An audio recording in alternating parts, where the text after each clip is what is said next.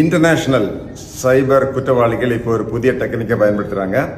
இந்தியாவிலிருந்து தமிழ்நாட்டிலிருந்து இளைஞர்களை டூரிஸ்ட் விசால கூட்டிகிட்டு போய் கம்போடியா, லாவோஸ், வியட்நாம், தாய்லாந்து இது மாதிரி நாடுகளில் வேலை கொடுக்குற மாதிரி வர சொல்லி சைபர் குற்றங்களை செய்கிறதுக்கு இவங்களை பயன்படுத்துகிறாங்க.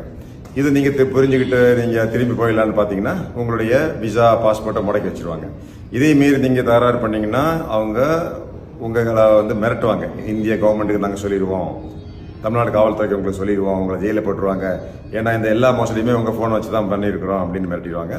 ஒரு சிலரை இந்த மாதிரி மாது மாதிரி கொடுத்து அவங்கள அடிமைப்படுத்திடுவாங்க.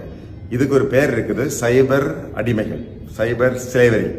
அதுபோல் இந்தியாவிலிருந்து போன நிறைய பேர் இந்த பணியில் ஈடுபட்டு இப்போ சைபர் ஸ்லேவரி அந்த அடிமைகளாக இருந்துட்டு இருக்காங்க. இந்தியாவிலிருந்து இதுபோல் வேலைக்கு போன 39,000 பேரில் 1295 பேர் தமிழ்நாட்டை சேர்ந்தவங்க. அவங்க இந்த டூரிஸ்ட் விசாவில் போனவங்க இன்னும் திரும்பி வரல.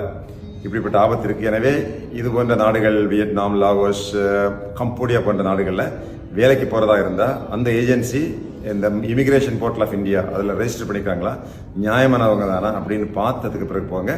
ஜாப் விசாவில் போங்க, நியாயமான கம்பெனியில் போங்க. டூரிஸ்ட் விசாவில் போய் இந்த சைபர் மோசடி கம்பெனியில் போய் வேலைக்கு போகாதீங்க. உங்களுக்கு அது பெரிய ஆபத்தாக இருக்கும்.